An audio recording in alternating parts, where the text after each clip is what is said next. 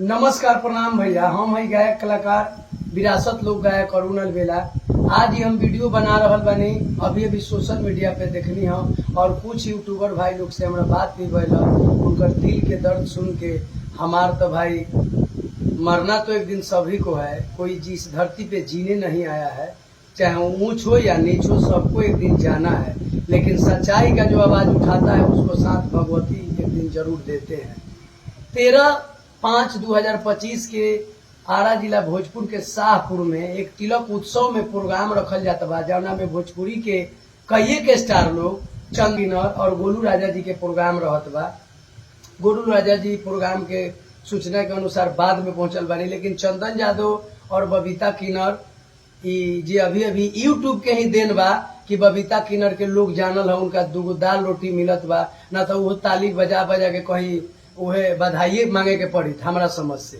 एक विनोद कुमार जी एगो आयोजन करता बानी शाहपुर आरा जिला के, जहाँ बाबू वीर कुंवर सिंह अपने देश खातिर 80 साल के उम्र में भी अंग्रेजन के खिलाफ तलवार उठा के लड़ाई करनी। वही धरती पर हमारे बिहार के कई यूट्यूबर के वीडियो विनोद बाबू के डालना खातिर ओ पूरे यूट्यूबर लोग के बंदी बना दिया जाता 2:30 बजे भोर में साजिश के तहत। एमे यूट्यूबर लोग के कहा नाम बाटे कि चंदन यादव और गोलू राजा जी के खुलेआम साजिश बा, जौना साजिश से यूट्यूबर लोग के मोबाइल छीना जात बा और पूरे यूट्यूबर भाई लोग के कैमरा छीना जात बा। 4 लाख के, 5 लाख के, 25 गो कैमरा बा, माने 2.5 करोड़ के कैमरा छिनाइल बा।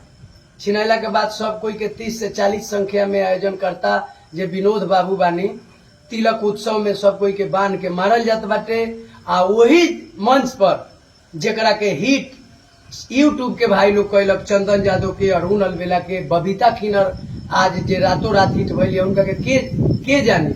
कहीं बधाई मांगे के पड़ी तब ताली बजावे के पड़ी। तब तू लोग ई बात मत भूल कि जवन यूट्यूब रौड़ा लोग के हमरा के आज हिट कैलस, दूगो रोजी रोटी दिलस, दूगो रोटी कमाए के, दूगो रोटी खाए के हमरा के पहचान दिलक। कोई यूट्यूबर तारा लोग के साथे, तारा लोग के सामने चंदन भाई पिटा रहल बा आ तू लोग पिटवावत बारा। ओमे मुख हमरे छपरा जिला के, हमरे दलित समाज के, जादव समाज के, ब्राह्मण समाज के, भूमिहार समाज के, तुराह समाज के, मियाँ समाज के हर एक वर्ग के यूट्यूबर लोग गए रख। आ चंदन यादव जी माइक पर से एकदम ताली बजा रहल बानी आ सब यूट्यूबर लोग पिटात बा। हम तोरा लोग से पूछे के चाहत बानी कि तू लोग कई लाख रुपया कमा ले बारो, कई करोड़ कमा ले बारो कि आज तारा लोग के सामने एगो यूट्यूबर पिटात रहे आ तू लोग यूट्यूबर के रक्षा तक ना कैल।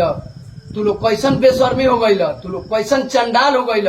तू लोग रुपया कमा के का करब कि यूट्यूब वाला भाई लोग के देन रहे कि तारा लोग के आज भोजपुरी के पूरा जनता प्यार दुलार देत बा। आ जे प्यार दुलार यूट्यूब तारा लोग के दिवैलक वही यूट्यूबर भाई के तू लोग बांध के पिटवैले बारा, बंदी बना के रखले बारा। का चोरी कैले रहे यूट्यूब वाला? का तू गांधा गीत गावत बारा तब तोहरा डर नहीं खेलागत? तो जब तू गांधा गीत गावत बारा तो गांधा गीत चढ़ाई आ वो आयोजन करता कैसे रहे कि अपना दुआरी पर बोला के, शाहपुर के धरती पर बोला के, हमारे कईक छपरा जिला के, हाजीपुर के, वैशाली के, आरा के, बलिया के यूट्यूब वाला के मारल गईल बाटे। आ तू लोग बेशर्मी के तरह स्टार लेके आ वहां बेहाया के तरह तू लोग ओकरा के यूट्यूब वाला भाई पिटात बा हमारा। तू लोग देखत बार, तोरा के ईश्वर तोरा लोग के माफ ना करियन। हम भोजपुर के जिला प्रशासन से कहब कि ये जितना लोग विनोद भाई के दरवाजा पर जितना कांड भइल बाटे एमे ई सब स्टार लोग के देन बाटे। आ सब स्टार लोग के मिली भगत से सब लोग के कैमरा छिनाइल बा। ये लोग पर कार्रवाई होके के चाही। आ हम बिहार के मुख्यमंत्री साहब से कहब और आरा जिला प्रशासन से कहब कि अपने स्तर से जांच करके हमारे यूट्यूबर भाई लोग को कैमरा दिवाया जाए। आ जो भी दोषी व्यक्ति हो, हमारे उसमें दलित परिवार के भी यूट्यूबर को कैमरा छीना गया है। SC एक्ट के तहत और 420 के तहत मुकदमा दर्ज किया जाए, इन लोगों को जेल में भेजवाया जाए। हम ई मांग करब जब तक ले कारण कि हमार सच्चाई उठावल हमार काम बा। हमार प्रोग्राम से दाल रोटी ना चले, हमारा जिये खातिर बहुत बा। हम सच्चाई उठावत रहम। हम ये आवाज सुननी है ई ना, ये हम दिन बुलाए नहीं कि गोलू राजा भाई हमरा के सपोर्ट कैलन, हम हिट भइनी, ई बात मानत बानी। लेकिन एगो विचार करी, छपरा जिला में, छपरा जिला के हमार लादार के मसीहा, गरीब के मसीहा आदरणीय युवराज सुधीर सिंह भैया बानी की जे पवन सिंह के भी प्यार करीले, अरुण अलवेला के भी प्यार करीले, चंदन यादव के भी प्यार करी, अनुपमा के, गोलू राजा, बिहार के सब कलाकार के प्यार करी ले, कहीं लेकिन नीमन गीत गावल लोग। तू छपरा जिला में आवेला, तारा जिला से यूट्यूब आवेला तो हमनी के मुरेठा दिहिले, मला दिहिले, मान सम्मान यूट्यूब चैनल वाला के दिहिले। आज हमार छपरा जिला के यूट्यूबर गए तारा यारा जिला में तो सब कोई तू लोग मिल के मरले बारा। हमारा यूट्यूबर के कैमरा छीन ले बारा, तू लोग मोबाइल छीन ले बारा, चोर के तरह, एगो आतंकवादी के तरह तू लोग मरले बारा। हम सुधीर भैया से भी कहब कि और मनीष कश्यप जी से भी कहब खास करके कि एगो यूट्यूब से रौरो उभर के जीवन तक आयल बानी, आ यूट्यूब सब कलाकार के जिए के रोजी रोटी देले बा।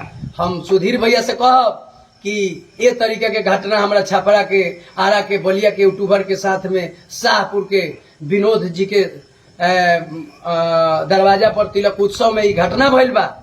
आ में चंदन यादव बड़े बड़े स्टार के ई साजिश बा यूट्यूब के पिटवावे खातिर। अभी तक 2 करोड़ के कैमरा छीन के उ रखले बारन। अभी तक कोई शासन प्रशासन वहाँ नहीं पहुंचल। हम गुजारिश करब कि कैमरा वाला भाई लोग आप लोग लिखित आवेदन दीजिए।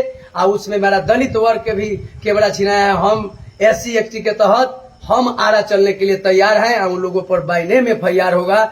हम अकेला अरुणल बेला आप लोग को साथ देने के लिए तैयार हैं। और कोई बिहार के बेरहमी, नीच, घटिया कलाकार, घटिया स्टार आप लोग को साथ दे चाहे न दे, लेकिन ये छपरा का बेटा आप लोग को साथ मरने मराने के लिए, न्याय दिलाने के लिए तैयार है। गुजारिश करब अपना सुधीर भैया से कि वीडियो सुधीर भैया के भी नंबर बा, लेकिन इतना शेयर हुआ लोग करी कि ताकि जरा द्वार पर ई घटना भइल बा जौन स्टार चंदन यादव के द्वारा हमारा यूट्यूब के सब भाई लोग के पिटवैले बा, ओकरा शौक मिल जाओ कि भोजपुरी का कहाला। भोजपुरी से चंदन भाई तू उठ के आयल बारा, तू बैकवर्ड के बेटा बारा। आ में सब वर्ग के बैकवर्ड फॉरवर्ड सब वर्ग के कैमरा छिनाइल बा। आ तू मंच पर से ताली बजवैले बारा। एकर परिणाम तारा भुगते के पड़ी। एगो पासवान के बेटा तारा के आज चैलेंज देत बाटे। आई वीडियो के ज्यादा से ज्यादा शेयर करी। आरा जिला के जिला प्रशासन से कहब कि ऐसे निष्ठा, क्रूरता वैसन काम भइल बाटे शाहपुर में विनोद भाई के दरवाजा पर। जे एमे साजिश बाटे ओकरा पर कार्रवाई होखे। आ सब कैमरा वाला भाई के न्याय मिले के चाहिए। जय भोजपुरी, जय भोजपुरिया समाज।